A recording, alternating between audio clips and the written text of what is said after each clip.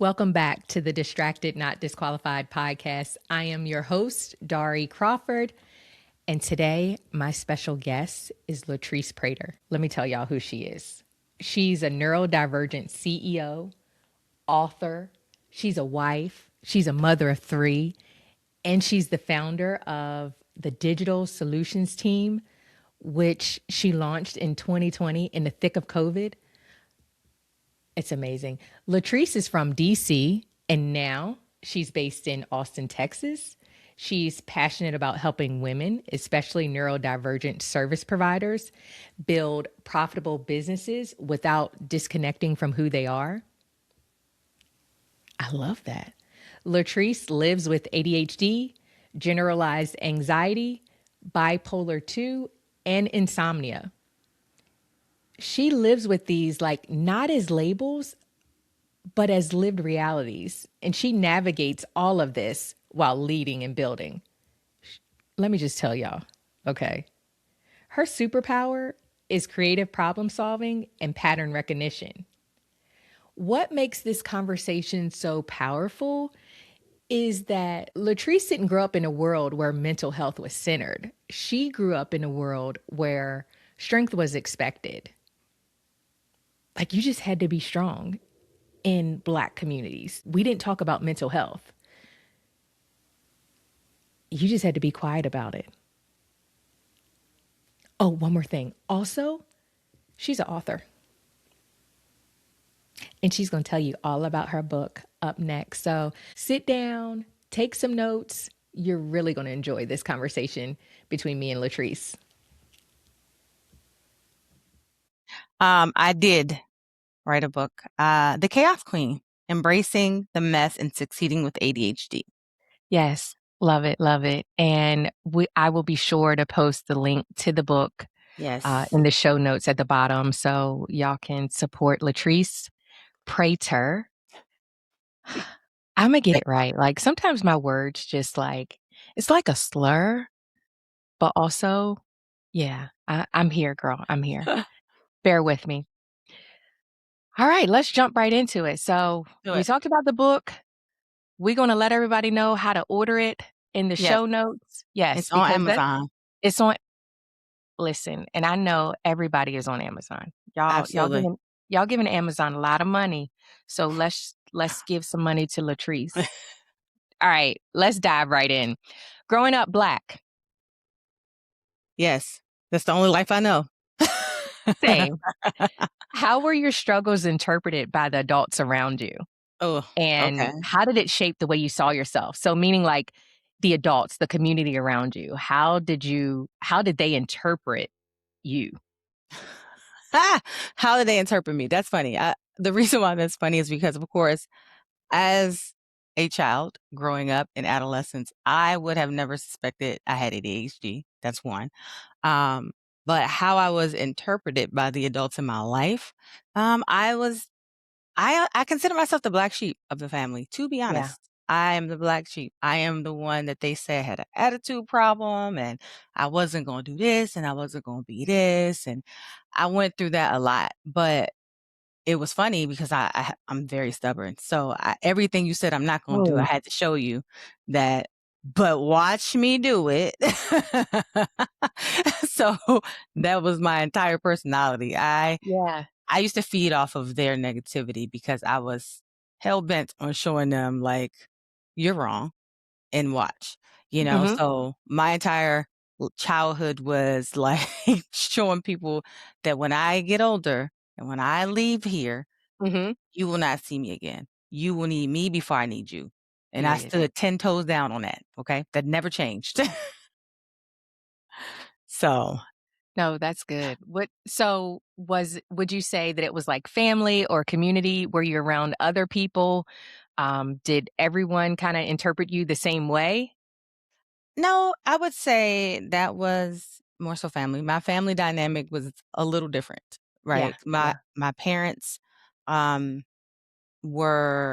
they had a lifestyle that I can't say I agree with, but it didn't allow them to be very present or very active. Both my parents were on drugs. Both of my parents died before I turned 18. So I was very much independent at a young age. I started working early. I started taking care of myself early. But even during that time, I lived with family members, and Yeah. you would think family would treat you well because you're blood, but that is not always the case. So That's I right. put up with a lot living with family and dealing with how they felt like I should be treated, how they felt like Yeah. I should act, who I should be, being constantly compared to their children. Um, but I was me. The people Yeah. outside of my family loved me. There were teachers who thought highly of me, who enjoyed me, who told me how incredibly talented and how incredibly intelligent I was. I did not get that from family. And it was almost as if my family couldn't understand why these other people loved me so much. It's like they had a Yeah. jaded lens when it came to me. But I don't know. To me, it made me who I am. So I'm not mad at it. Yeah. Yeah.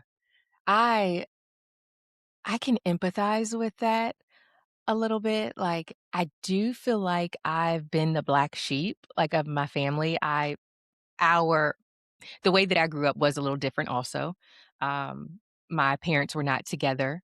My mom was a single parent. She did amazing, raising 4 girls, but we did not have a male figure in the house, Mm. so I think that it probably would have been a little different if we did have someone, a father figure present. It probably would have changed our lives a little bit, but yeah, I think for me, but we were talking before we hit record. That is like a loaded question, right? Like, how did people interpret me? I feel like I was like the difficult one. I was made, perceived as like the difficult one. I would interrupt. I was blurting out. Like, she's just weird. She's different, or she's just quiet. She's calm, and she really doesn't do much or say much. Fun fact: I never watched TV growing up. Wow. And till this day, I very rarely watch TV, and if I do, it's gonna be something that's, like, low anxiety, like, I can't watch, things that are gonna be, like, heart racing. I can't do that. I can't do that at all. Alright, let's talk about when you later stepped into ADHD spaces. Where did you feel unseen, misunderstood, or left out of the conversation? I think I think before we get there, a good segue Mhm. would be how I even got to this diagnosis. Y Can you hear that? Yes. Okay, so and that's my dad FaceTiming me. You said that. Did I tell you? I was like, "I gotta put Yes. my phone on do not disturb." He gets through, okay? Alright, yeah, so talk to me about your diagnosis. So, like I said, as a child, I probably would have never thought that that was what it I had ADHD. I always Mhm, felt different. mhm, I always felt like I did not quite fit in. But I wasn't unpopular in the sense of like I never was bullied or anything like that. I had a few friends that I was close to. I kept my circle real small, but people knew me. But I yeah. didn't claim everybody as my friend, and I'm still like that. Um, so because I read energy well. I know when something's off. I'm usually good at that, and I think That's as I got Indian older, too. yeah, that got better as I got older for sure. But going into adulthood, when I finally got to a place of trying to figure out, okay, what's wrong with me? Because something's wrong. I started going to therapy, Mhm, and the first thing they said was, "Oh, it's a mood disorder." And then a mood disorder turns into generalized anxiety disorder. Then what was added was the bipolar 2, um, for manic depression. mhm, So, I was speaking to my psychiatrist one time, and I remember her she wanted me to look at a resource online, and mhm, it was called Attitude Mag, but it was an article on there she wanted me to read. So I was digging around the website and I just happened to see a quiz on like adult ADHD and I took the quiz. And literally it told me I need to speak to a medical professional. So I sent her the screenshot of my results and I was like, "Can we talk about this?" Uh-huh. So we talked about it and she basically decided to do the assessment. And that's when I got the formal diagnosis. And at that Yeah. time, I'm already over 30. I'm already 3 kids in, just started my business. So my brain was like, ADHD. Because the only thing I could think of was hyper low voice. Like that's all I knew That's about it. ADHD. I Yeah. didn't know anything else.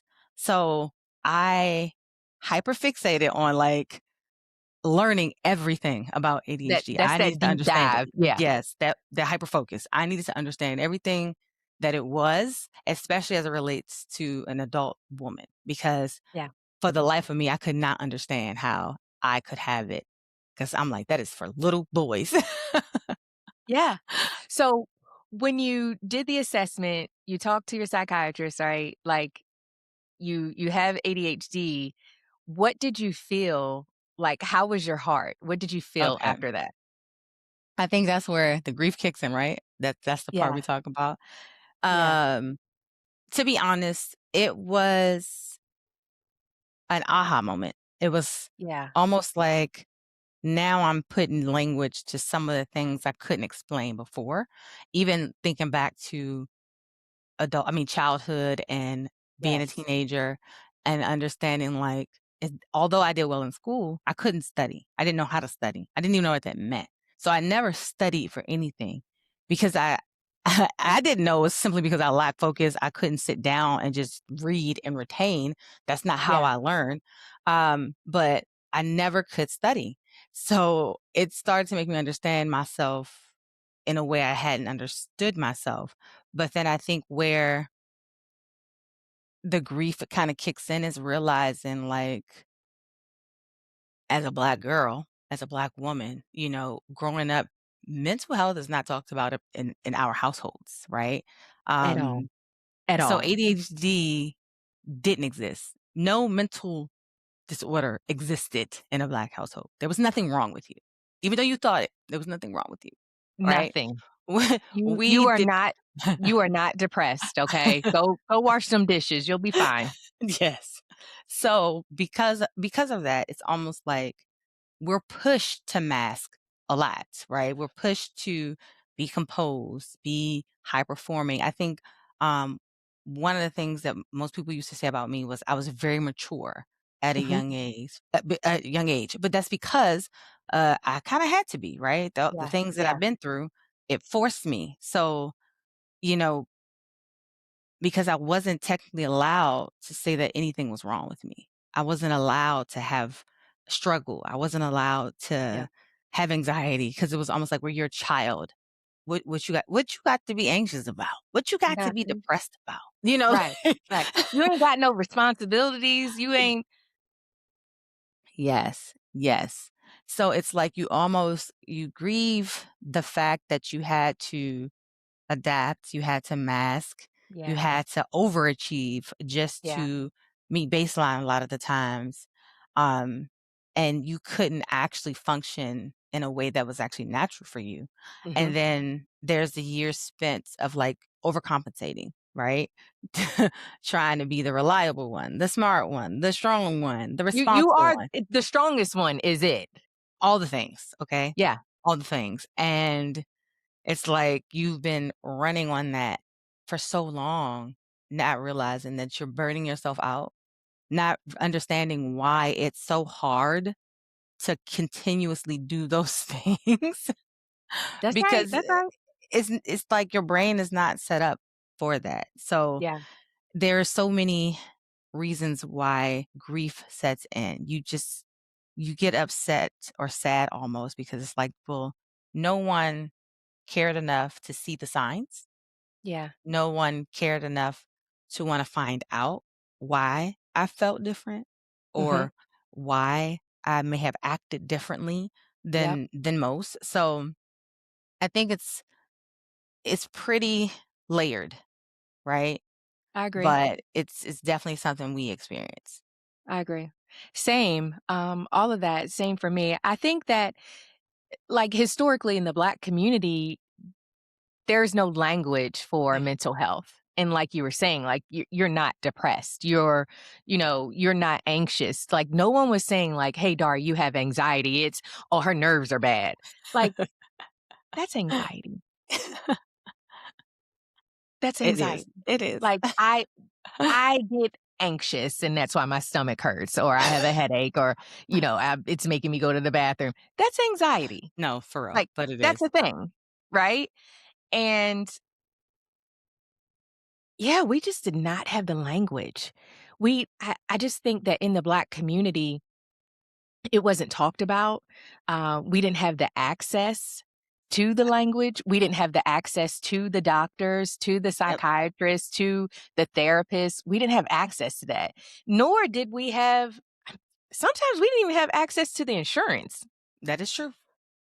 That is very and the true. money to get to go to the doctor, to get the medication, to And it's funny that you say that after you asked about, you know, going into ADHD spaces, because with the ADHD spaces, when I found out, of course, like many people, I went for community. I sought community.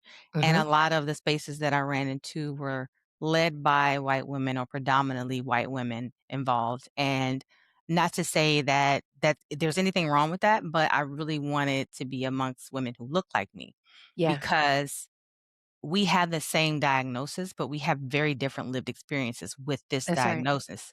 And the thing about it is, white women more likely can be diagnosed earlier because they have access to specialists. They have parents who will push for testing. More than likely, their parents will believe them when they say something feels off. Whereas women of color, we're more likely overlooked or misdiagnosed. Like Yeah, yeah, we are labeled with behavior issues, or we're told that we're defiant, emotional, dramatic. So it's less likely to have the early intervention.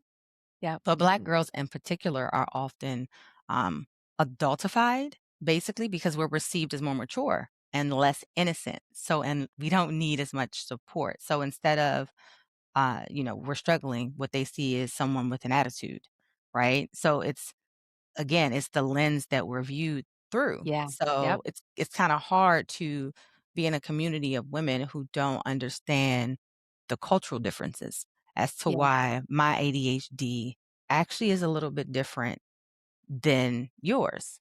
And then, we have that Black woman strength. We got to be strong Black women, right? Be strong. Don't complain. You has don't to need be. help. We don't fall apart. You don't embarrass your family. What goes on in my house stays in my house. You know, the typicals. All of that. So, because emotional vulnerability isn't always culturally safe, the masking just goes deeper. So, we intensely mask whether it's neurodivergent, our emotions. And then you got to also think about code switching racially. Like we have to code switch to fit into certain rooms. And then monitoring our tone consistently, Yes, policing body language, yes, managing microaggressions. Like yes, there is so much cognitive load on top of someone who has an executive dysfunction is crazy. yes. So it's very, very layered. And it honestly made it very hard to find Mhm. community when I could not find a lot of women that look like me. But I Yeah, also realized that's because the women that look like me were also raised to not talk about their problems.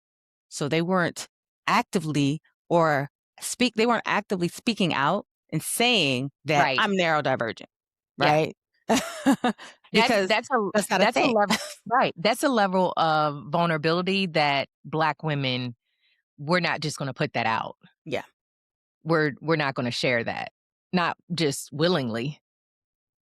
Yeah. And honestly, I feel like some Black women don't even know that they have ADHD. It doesn't become, like, really prevalent in them until they hit, like, perimenopause.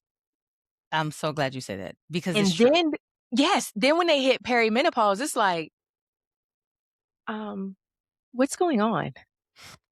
And Yeah. at that age, you're probably working, have a career, have insurance, more stable, and you go to the doctor, but is the doctor going to take you serious? Right. And to be honest, when you're in those stages of your life, hormonal changes, they make your ADHD symptoms so much worse. And I know because when I first was diagnosed, I was in my early 30s. I am Yeah. now hitting 40. So perimenopause is like, hello, we here. And I can Girl, you see the look good though, difference. girl. You look good, Thank girl. you. Like, You I look can good, girl. see I can see the difference in how I used to operate even in Yeah. my early 30s versus now. Like, I almost woke up one day and it was just like, I can't live life no more. Like, everything is hard. I'm tired all the time. I have brain fog every other day. Like, what is happening? And also, too, as you approach your menstrual, you don't realize that your symptoms get worse because Oh, I was way more fatigued during that time. I could not focus. I take medication. I take Adderall faithfully. During yeah. that time, it does not work. It does not change anything. Are My you serious? hormones override it every time. Absolutely. That's interesting. I would think that our hormones make us kinda right? But I would think that the medication would still work, but No, it's amazing how sensitive our bodies are. Being a woman, it's a lot. It's a it's a lot. whole lot. It's a whole lot. So, talk to me about medication and how that um has it changed you? How has that shown up in your life? Changed me? No. No? I Okay. wouldn't say it changed me, but I will say when it came to the medication, one thing that I did not know that I learned when I was diagnosed is that, okay, Mhm. when it comes to ADHD, it's not just like everybody has one form of ADHD. No, Yeah. there is primarily inattentive, there's the impulsive kind, and then there's combination. And I Yep. learned that I was combination. So I Same. showed the presentation of both, right? So being prescribed with the Adderall in the beginning, it was, like, definitely the best thing for me. Like, I would get into a focus and I could get things done. I could work on for hours. Like, it was so bad because I would forget to eat, go to the Yes. bathroom. It stressed my husband out, okay? My husband still forces me to eat. Like, he just puts food in front of my face because when I'm working, I'm zoned in. You're locked in. Yeah. But once my body grew accustomed to a certain dosage, then I Mhm. had to start telling my doctor, like, it doesn't seem like it's working. It Mhm. doesn't seem like it's working." So eventually I got to a place of like now I'm at the highest dosage I can be at for Yeah. Adderall. And it still has I don't crash, but I definitely can tell when it's tapering off. Yeah. So once 2 PM hits, usually that's when my brain is like, we about done, especially now. Yeah. Back in the day, early 30s, I could push through, I could keep going. Yeah. Now at 3 o'clock, I'm walking away. Yeah. I gotta walk away. I have to walk away. I need to lay down for a second, close my eyes for a second. I Yes. need to readjust. I need to take a shower.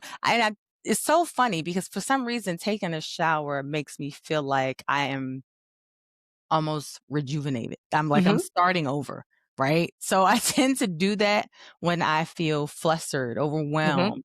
If I can't make any decisions, like I will take a shower and it's like a reset. Yeah. No, I wholeheartedly agree with that. I definitely agree with that. I think the medication, when I said, "Did it change you?" I'm saying that because it changed me. It Really? changed yeah, so starting medication, I'm on Wellbutrin, and, Mm. so that's not a stimulant. It prior to the medication, it was like I had 57 tabs open in my head. Just think about your computer and you got all these tabs open. That's what I had. That was what was going on in my head. That's why I was exhausted. So when I think ADHD, I'm thinking little boys and they're bouncing off the wall, right? Jumping from couch to couch, chair to chair. Well, girls sometimes it's all in here. It's internal. The chaos is internal. Absolutely. And that's what was happening to me every day. So when I started the medication, Latrice, I had like 3 to 4 tabs open, and I was like, "Oh, okay, now there's like 1 to 2." I don't have to be on, I don't have to be thinking, like, my brain was going 1,000 miles per hour prior to, and now it's just slowed down to the point where I was able to, like, nap, like, my body felt fatigued, like, I was tired. Mhm. So, it was almost as if I'm in a safe space, my mind is not going 1,000 miles per hour, I can take a nap. And so I'm asking my psychiatrist like, "Hey, I feel, like, lazy." Mhm. Like, I just wanna lay down, and she's like, "You don't have all those tabs open anymore. You don't have to be on 24/7." Yeah. That changed that changed me.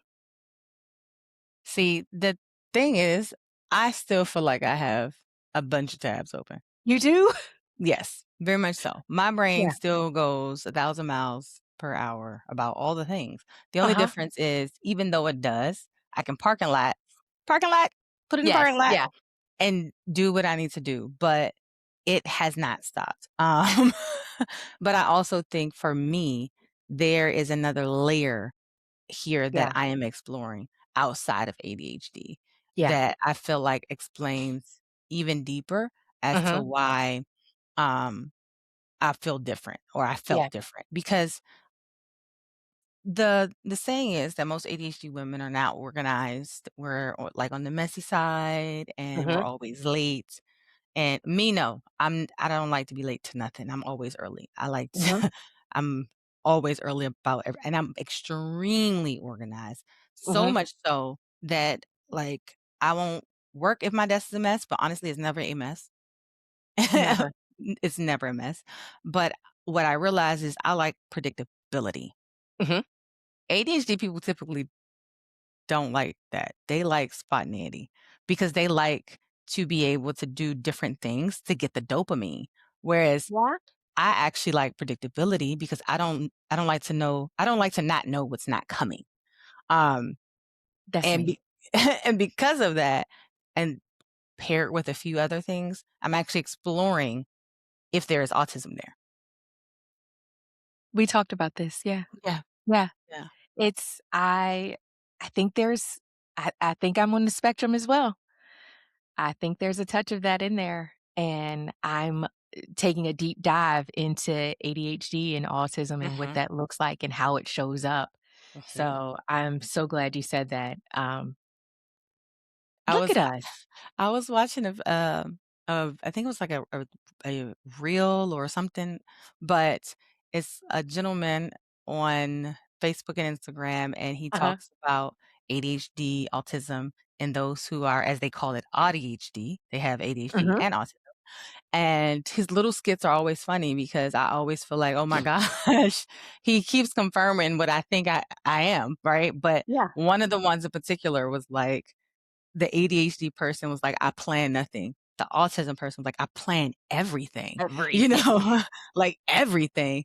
And then the ADHD person, I laughed because before he said it, I said it. I was like, "I plan it, but then I forget about it the day of." And that's exactly what he said. Like a plan feels safe, right? I want predictability, but That's at the the same control. time, exactly at the same time, the day of is a possibility the plan goes out the window. Oh, it could go out. Because listen, I made plans when I had that dopamine sometimes, and I'm energized. That's like a friend saying, you go out to dinner, you hanging with a friend, and then afterwards they're like, "Oh, we're gonna do this, this, and this, at this date." Well, I can't say yes because when that day comes, I might not feel like Don't doing that. know how you gonna feel. I don't Social know. interactions drain me, Oh, and when I say it's drain me, they drain me.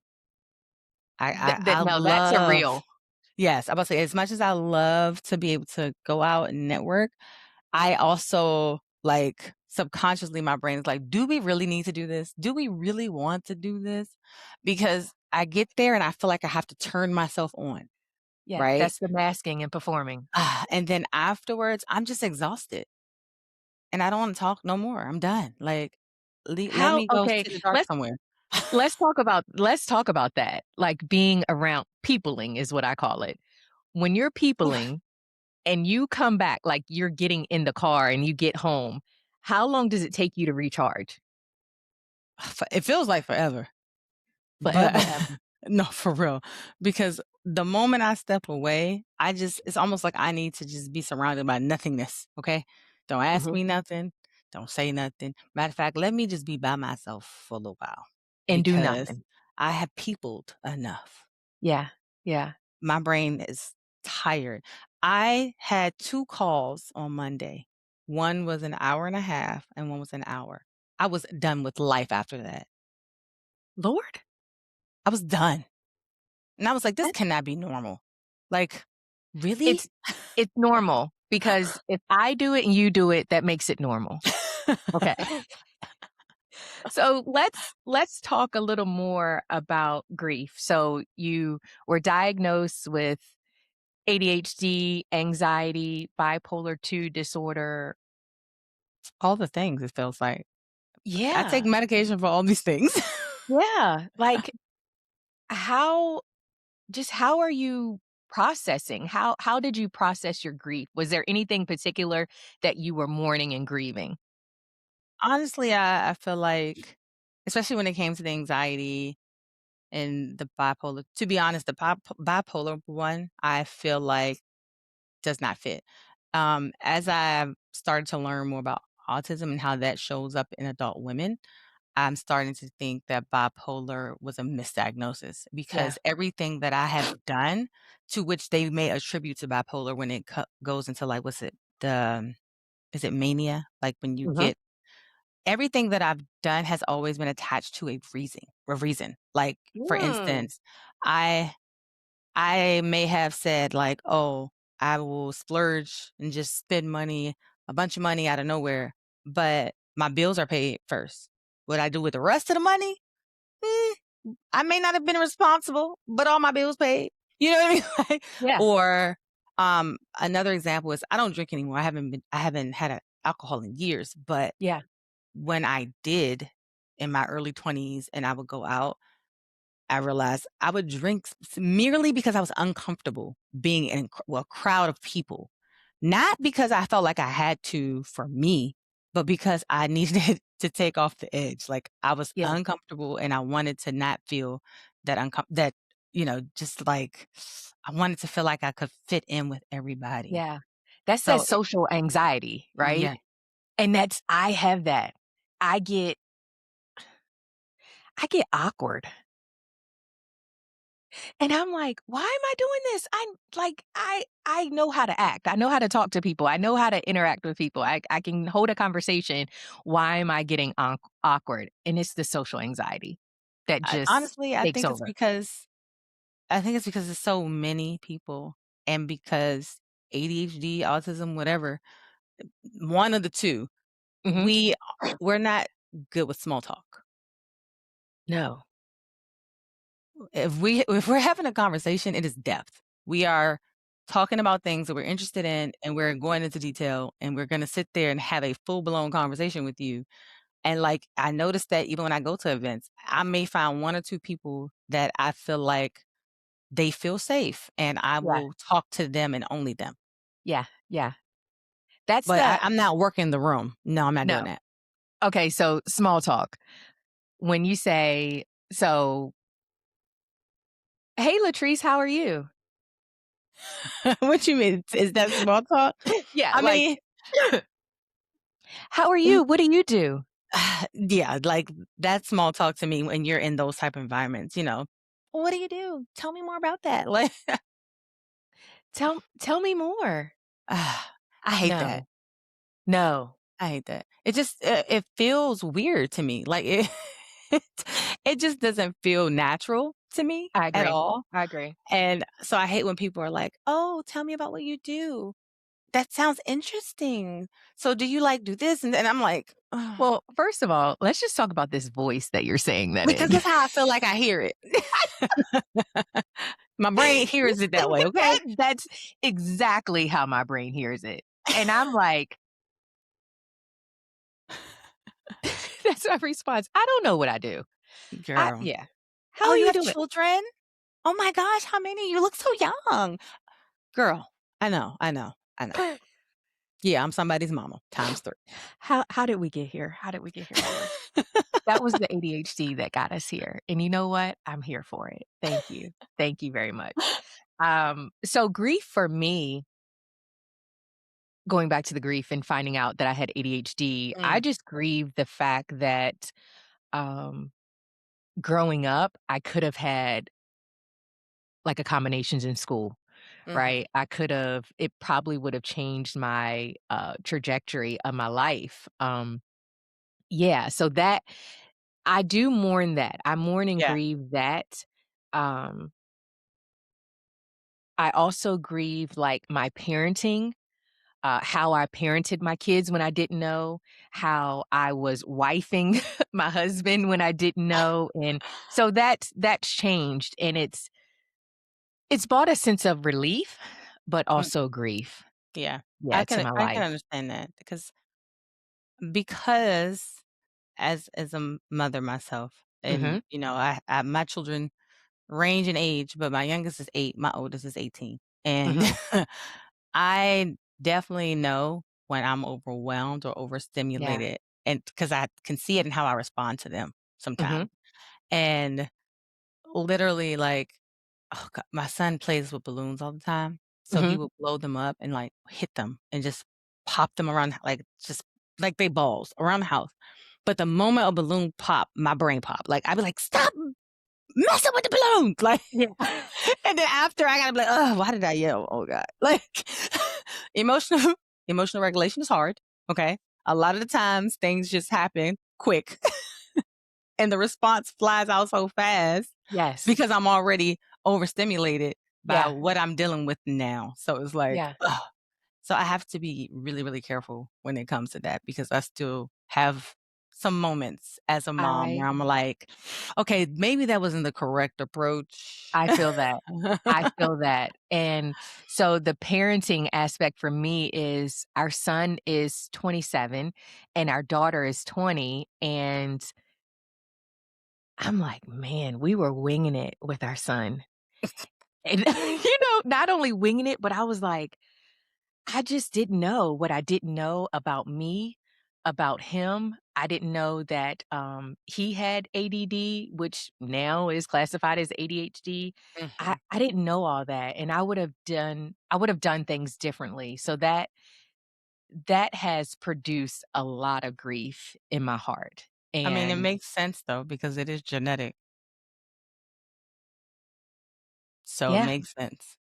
yeah, I would be curious to know if my mom, like my parents Mhm. or my siblings. So did you have were your siblings, did they have ADHD?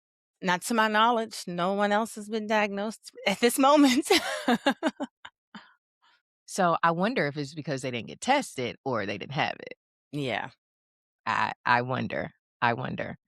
Um, do you have community now where you can like voice what you've like grieved throughout the years, what you're yeah, just do you have that space, safe space now? I think I am creating it. Um, That's I good, started doing my ADHD CEO roundtables, which and I'm I a part of. yes, you are, and I think that is how I am creating my space.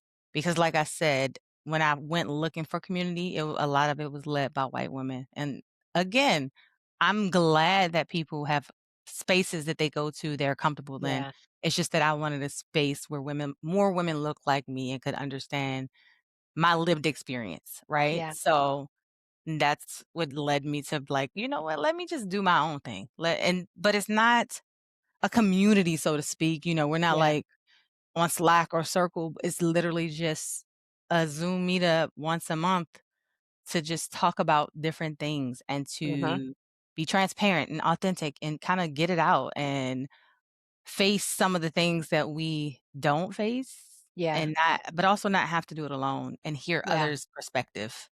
you know? No, that your the round table has been life-changing for me, just being like you said, in that community of other women, right, that have ADHD and are also entrepreneurs, and Mhm, how, like, you'll pose kinda like a question or a question or 2 of the month and how we would respond or what this looks like for us, and it's been very thought-provoking for me, and I've enjoyed it, so thank you so much for creating that space. absolutely.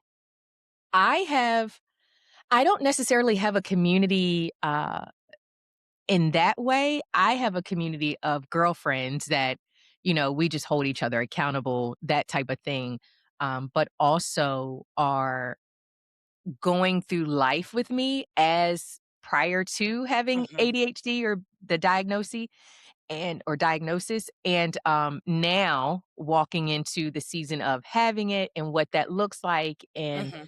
learning who I am present day. And I had to tell one friend because I felt so convicted, where I was like, just taking a deep dive into ADHD and how we tend to, like, I'm not going to say you, I'm not going to say we, I'm going to say me, how I tend to interrupt people.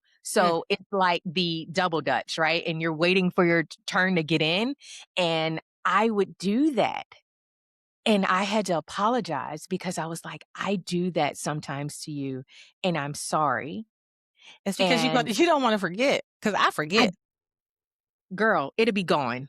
Yeah, and that's why. It's not on purpose. It's not to, like, It's not. intentionally interrupt. It's because, "Ooh, I got this thought right now. I need to get it out before it's gone." Yes, it's that, number 1. Also, I apologize for, how when, someone tells you something and you're like, "Oh, I did that at this time." It's not putting the focus on me, it's a It's how we level. try to relate. Yes, I know exactly what you're talking about. It's not a compare, compete thing. It's literally it's not. we're trying to relate. That's it. It's saying, "I see you. Mhm, I I value what you're saying, like, I understand, I can mhm. empathize with what you're saying," and I apologize for that, and her response was so loving and gracious. She's like, "I know your heart." Oh, that's a good friend. Girl, I was like, "Thank you." But I felt convicted, like I had to say that, and so that was an area of my life that I was, like, grieving in a sense of, "Man, I wonder." Not I wonder, I know I had been doing this for years, and it was probably like a turnoff for Mhm. other friends where they were like, "Man, Dari does this all the time," not realizing that I am doing it out of, um, the alarms, the calls, everything going off, not realizing that I was doing it out of pure love, Yeah. and, just, like, saying that I experienced this too. Yeah. No, Yeah, I understand that 100%. I cannot say that I have, like, a community of, friends or women that I go to when it comes to these things, because I don't. I feel like I have been in a season of isolation for many years now, yeah, like, many years, and I am not going to lie, I like that. I really like it. I like being in a season of isolation because one thing I've learned is I enjoy my peace. yeah, And things are peaceful when I do not have to factor in a whole bunch of people and their expectations and yes, their needs yeah, and how to appease them, and yeah, it's just been so much easier. The only person I worry about is my husband, that is it, and I'm good with that. I'm cool with that. But I haven't went to, like, seek out many yeah, friendships, like, I'm fine. And people, sometimes people say, "Oh, she don't have friends, something wrong with." No. If she don't have friends, it's because she like her peace. I like being by myself. I am okay with that now. I have yeah, gotten older and realized there is nothing more peaceful than just being able to relax alone without anybody in yeah. your ear telling you Yeah, how you need to do it, telling you what you need to do when you that's mm-mm. And my that's expectation of what a friend is too, because of yes. who I am and how I act, my standards are very, very high. And the moment you Because don't they're meet high my for expect ourselves. yes. So the moment They're you don't high meet for my ourselves. expectations, we now have a problem. And once I no longer trust you, I can't change it. I can't go back. So I tend to just move forward. That's all I can Yeah. do. I mean, I can be cordial, but I move forward and I stay in my lane. And Yeah. now dealing with, the ADHD and all the other things and understanding how my brain works, I also realized too, perimenopause, Hmm. that my filter is not as great as it used to be. Cause now I say exactly how I feel. And in any tone that it comes out is how you gonna get it. And I'm not about to apologize. Yeah. If you say I hurt your feelings, I will apologize that what I said hurt your feelings, but I will not apologize for what I said because I meant it when I said it. So yeah. So yeah. Yeah. I I I believe that's another area of grief for me is when you're talking about friendships. Mm, Yeah. Just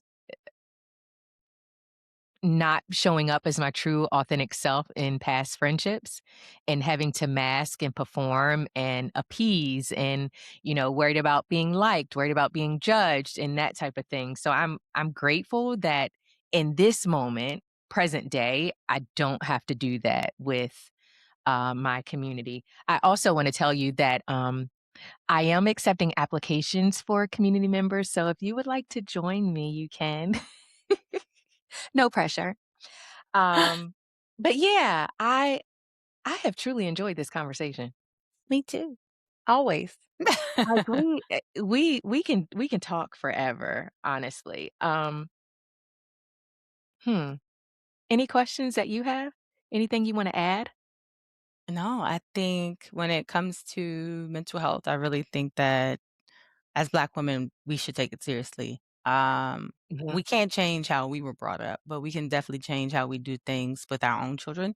Yeah. And just take care of yourself, your mental health. I talk to my psychiatrist once a month, Mhm. and I have no shame in Same. that. Yeah. I need it for a reason. So, but I'm also getting better at letting people know, I have limits. Yeah. I have limits. I have boundaries. I am not in a stage of people pleasing anymore because I'm tired. I am definitely embracing the season that I'm in because the Mhm. season that I'm in is dictating more and more what my days look like, right? I Yeah. have stopped to understand my window of productivity. I don't take calls before 10 a.m., child. I refuse to because before 10 a.m., it's too early. We're not ready to talk. So, and I don't like talking after 2 most of the time because my brain is Yeah. tired. So, I do 2 to 3:30. I mean, excuse me, I do 10 to 3:30, okay. sometimes 10 to 2. 10 to Yeah. 3:30 generally is on, like, my schedule where I can talk to people, but not on Fridays. No. Fridays is my day. Yeah, I don't take calls on Fridays. I just updated my schedule to take calls on Mondays and Thursdays. And the reason why I did that is because Mondays and Thursdays. Monday has historically been the least productive day. I kept trying to figure out why do I struggle with Mondays. And I realized it's because transition. We have a hard time transitioning from the weekend to the week, going from Okay. This relaxed is and relieved to being productive. Like my Yeah. brain is not ready for it, but I can have a conversation. So I was like, you know what? That's what I'll do. I'll put my calls on Monday and then I'll do a second call day, which is Thursday. So Tuesday and Wednesday, I can deep focus on the work that I need to do. So when you say calls, are they meetings? Like, are you doing tasks? Like It's calls is a mix of things. It could be like Okay. consultation calls, paid Okay. calls. It could be this kind of call. It could be any call, but Okay. it's basically setting the tone for me to only speak to people Mhm. 2 days a week. So typically on Friday, it wouldn't be happening. I don't even like when people message me when my clients are like, "Hey, do you have a few minutes?" I'd be like, "No," because my brain did not prepare for this. We need a schedule. Okay, hold on. Talk about that before we before we before we get off. When you get okay, so this is anxiety, right? And I feel like it could be a little bit of ADHD. I feel like it could be autism because it's unpredictable, and because When it's you get this unpredictable, you get this message on your phone and you're like, "Do you have time to talk?" No. I screen I all my mean, calls. what talk so now I'm like, talk about what? What I screen all my calls. You can call me all you want. Most of the time, I do not answer. Don't FaceTime me unless I know, because to me, that's like coming up to my house uninvited. Like, I didn't know you was coming. knocking on the door. Yes, Hey, no, girl. I'm not. I am not. I'm 100% not answering. Okay, I don't answer half the phone calls I get because I don't want to talk. But I will Imma text you. start Imma start calling you and FaceTiming you. "Girl, what you doing?" And on the FaceTime, when you don't answer, you can leave, like, a video recording. "Girl, what you doing? I'm gonna text you back and be Answer." like, "Hey, what's up? What you need?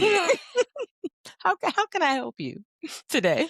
I love that we can have this conversation about ADHD, anxiety, and bipolar 2 disorder, and psychiatrists, and grief, and all the things, and still find joy and Hmm. still laugh. Yeah, for sure.